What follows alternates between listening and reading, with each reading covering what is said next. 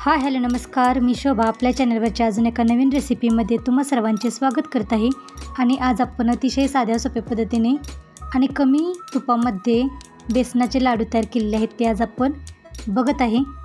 बेसनाचे लाडू तयार करण्यासाठी आपण 4 वाटी बेसन घेतलेले आहे. तर बेसनाचे लाडू तयार करण्यासाठी आपल्याला बेसन आहे ते रवा पद्धतीने लागते. बेसनाचे लाडू तयार करण्यासाठी जर तुम्हाला पीठ तयार करायचे असेल तर हरभऱ्याची डाळ आहे ती गरम कढईमध्ये 3-4 मिनिटे गरम करून घ्या आणि नंतर रवा पद्धतीने बारीक करून घ्या.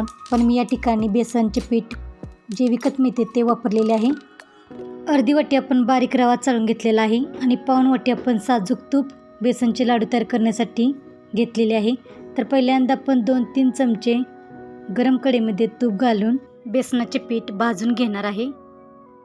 तर पहिल्यांदा 5 मिनिटे मी गरम कढईमध्ये मोठ्या आचेवरती बेसन सतत असे परतून भाजून घेतले आणि नंतर बारीक गॅस करून बेसन आहे ते आपल्याला बारीक गॅसवरती भाजून घ्यायचे आहे.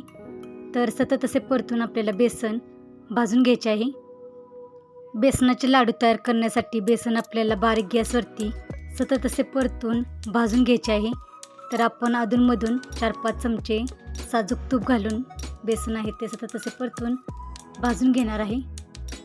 तर लागेल असे थोडे थोडे तूप घालून बेसन आपण भाजून घेतले की बेसनाच्या लाडूला तूपही कमी लागते आणि बेसनाचे लाडू खूप छान पद्धतीने तयार होतात.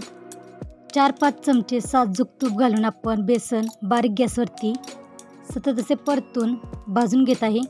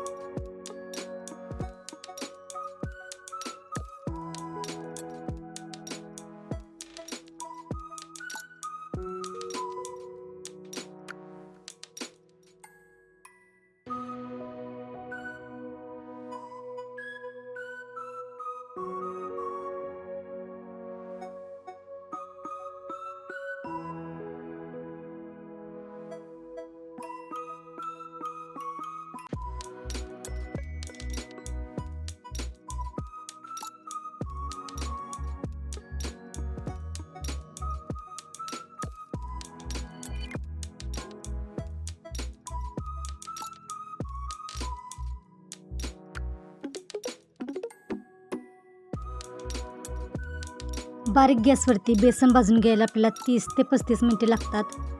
तर असे आपण बारीक गॅसवरती बेसन सतत असे परतून भाजून घेतलेले आहे.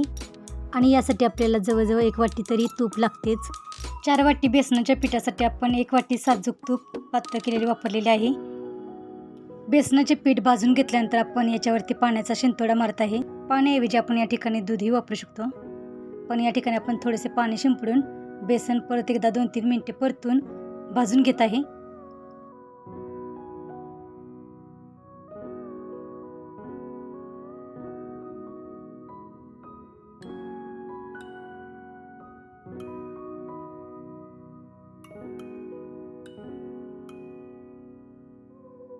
बेसनाचे लाडू तयार करण्यासाठी बेसन आपण या पद्धतीने भाजून घेतलेले आहे आणि आता आपण गॅस बंद केलेला आहे.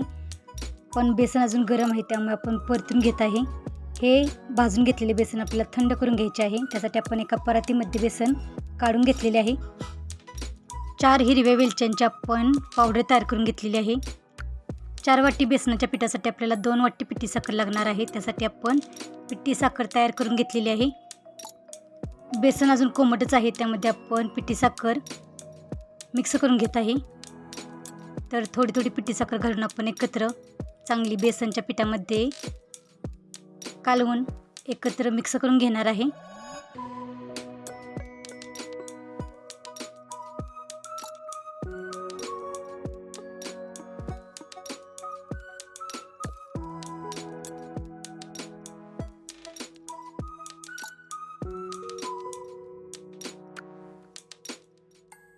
बारीक केलेली पिठी साखर टाकून बेसनाचे पीठ चांगले एकत्र मिक्स करून घेतलेले आहे. आणि याचे आपण आता लाडू बांधून घेत आहे. तर आपल्याला जेवढा बारीक मोठा लाडू बांधून तयार करायचा आहे तेवढे आपण पीठ घेऊन लाडू बांधून घ्यायचे आहेत. तर या ठिकाणी मी अशा पद्धतीने छोटे लाडू बांधून घेत आहे. मनुका किंवा पिस्ता आपण आपल्या आवडीनुसार लावून लाडू बांधून घ्यायचे आहेत. तर अशा पद्धतीने आपण सर्व बेसनचे लाडू बांधून तयार करून घेतलेले आहेत. तर आजची रेसिपी कशी वाटली ती कमेंटमध्ये नक्की सांगा. चॅनेलला अजून सबस्क्राईब केलं नसेल तर चॅनेलला सबस्क्राईब करा आणि वेळात वेळ काढून रेसिपी पूर्ण बघितल्याबद्दल धन्यवाद.